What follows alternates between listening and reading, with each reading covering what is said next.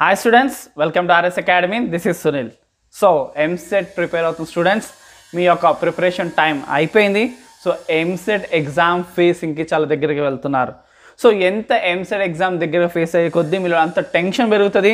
So ఆ టెన్షన్ని ఎలా control చేసుకోవాలి అండ్ చాలామందికి ఉన్న డౌట్ ఏంటంటే మా షిఫ్ట్ టఫ్గా వస్తే ఎలాగా మిగతా షిఫ్ట్స్ కంపారిజన్ చేస్తే సో మేము నష్టపోతాం కదా అన్న వాళ్ళకు కూడా ఈ వీడియో నేను క్లారిటీ అందించబోతున్నాను. అండ్ అంతేకాకుండా ఎలాగ మీరు EAMCET ఎగ్జామ్ రాస్తున్నప్పుడు మీ టెన్షన్ని కానీ మీ వరీస్ని కానీ ఎలా కంట్రోల్ చేసుకోవాలో కంప్లీట్ డీటెయిల్స్ ఈ వీడియోలో మనం డిస్కస్ చేద్దాం. అండ్ అంతేకాకుండా EAMCETకి సంబంధించి చాలా ట్రిక్స్ ఈ టైంలో చాలా ట్రిక్స్ అవసరం, చాలా టిప్స్ అవసరం. మన ఛానల్లో అలాంటి వీడియోస్ చాలా ఉన్నాయి మీ అందరి కోసం. సో కింద డిస్క్రిప్షన్ లింక్లో అవి డీటెయిల్స్ ఇస్తున్నాం, ఖచ్చితంగా అవి చూడండి. EAMCET ఎగ్జామ్లో మీ మైండ్ని ఎలాగ మీరు కంట్రోల్ చేయాలి, ఎలాగ మీరు టెన్షన్ లేకుండా ఉండాలి అంటే ఫస్ట్ మీతో మీరు మాట్లాడుకోవాలి, మీతో మీరు కౌన్సిలింగ్ చెప్పుకోవాలి. ఎందుకు అంటే అసలు EAMCET ఎగ్జామ్ టెన్షన్ పడాల్సిన అవసరమే లేదు. ఎందుకు? ఫస్ట్ రీజన్, మిగతా కాంపిటేటివ్ ఎగ్జామ్ లాగా EAMCETకి నెగిటివ్ మార్కింగ్ లేదు. సో రానిది అటెండ్ చేయొచ్చా లేదా, ఇది కరెక్టా లేదా అన్న టెన్షన్ అసలు పడాల్సిన అవసరం లేదు. నెగిటివ్ మార్కింగ్ లేనప్పుడు ఇంకేముంది, మనం ట్రై చేస్తాం, వీలుంటే మనకు రానివన్నీ కరెక్ట్ అయ్యే ఛాన్స్ ఉంది, కొన్నిసార్లు సగం కరెక్ట్ అయ్యే ఛాన్స్ ఉంది. సో మనకైతే మన మార్క్స్ అయితే నష్టపోం కదా.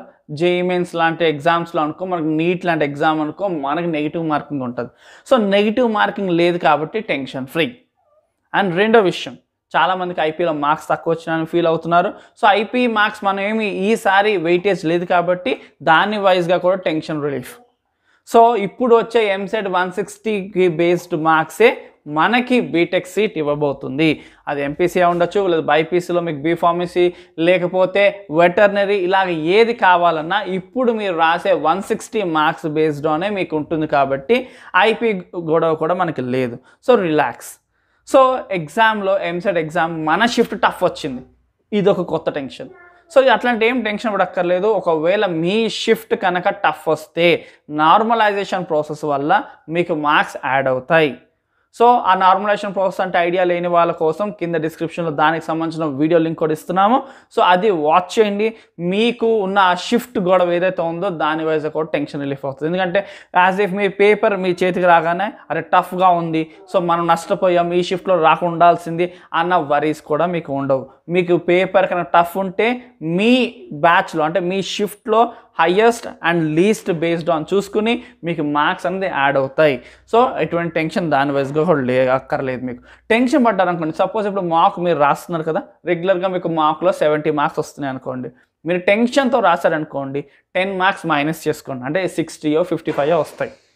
లేదు మీరు కూల్ యాటిట్యూడ్తో కనుక ఎగ్జామ్ని ఫేస్ చేస్తున్నారు అనుకోండి, మీకు మార్క్లో 70 వస్తే ఖచ్చితంగా మినిమం మీకు 10 మార్క్స్ అనేది హైక్ ఉంటుంది, అంటే 80 వేసుకోవచ్చు.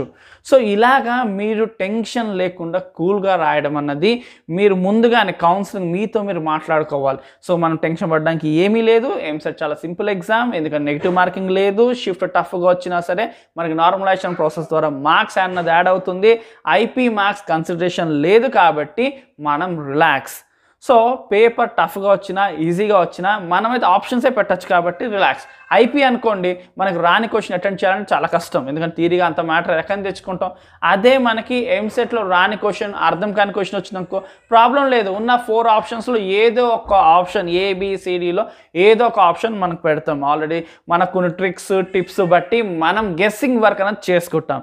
సో ఏ కోణంలో చూసుకున్నా EAMCET ఎగ్జామ్ మనం చాలా కూల్గా అటెండ్ చేసి రావచ్చు.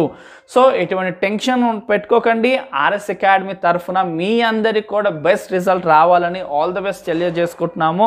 సో లాస్ట్ మినిట్ టిప్స్ సంబంధించి ట్రిక్స్ సంబంధించి మన ఛానల్లో చాలా ఉన్నాయి. సో ఛానల్ హోమ్ పేజ్లోకి వెళ్తే మనకు మొత్తం లిస్ట్ ఉంటుంది, ఒక్కొక్కటి మీరు చూస్తే మీకు చాలా హెల్ప్ అవుతుంది. లేదు అంటే కింద డిస్క్రిప్షన్లో కూడా మీకు లింక్స్ ఇవ్వడం జరిగింది, ఆ లింక్స్ని కూడా చూడండి, మీకు చాలా హెల్ప్ అయితే అవుతుంది. So students, that's it. Rock your exam and make success. So EAMCET exam అయిపోయిన తర్వాత ఎలాగ మీకు ర్యాంక్ ఇష్యూ ఉంటుంది అండ్ వెబ్ కౌన్సిలింగ్ ఎలా జరుగుతుంది, సర్టిఫికేట్ వెరిఫికేషన్ ఎలా జరుగుతుంది, ఏ సర్టిఫికేట్స్ కావాలి, ఎప్పటి నుంచి మీకు బోనఫైడ్ సర్టిఫికేట్స్ కావాలి అన్న డీటెయిల్స్, కంప్లీట్ డీటెయిల్స్ మన ఛానల్ తరఫు నుంచి మీకు అందిస్తాం. మీరు బీటెక్ కాలేజ్లో మీకు వచ్చిన ర్యాంక్తో కంపారిజన్ చేస్తే బెస్ట్ కాలేజ్ వచ్చే విధంగా మన అకాడమీ ఆర్ఎస్ అకాడమీ తరఫు నుంచి మీకు వీడియోస్ గైడెన్స్ అన్నీ అందిస్తూ ఉంటాం. So do share and subscribe our channel. Thank you for watching.